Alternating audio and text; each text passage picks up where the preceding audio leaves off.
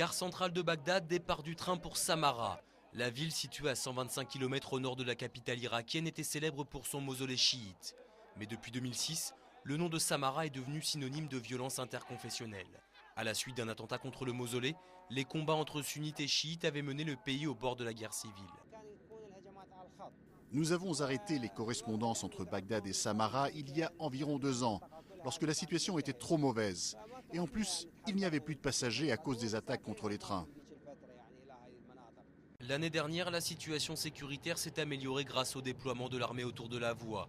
En décembre, la compagnie a décidé de rouvrir une liaison hebdomadaire pour les pèlerins chiites.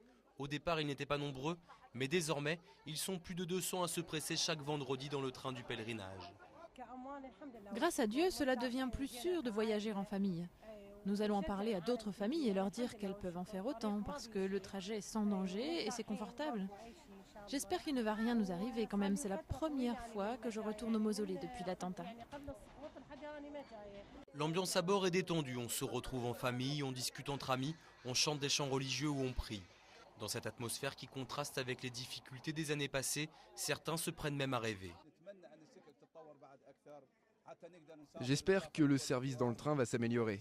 J'espère aussi que les services ferroviaires vont s'améliorer et que l'on va pouvoir prendre le train pour voyager à l'étranger, en Iran, en Syrie et en Turquie pour faire du tourisme.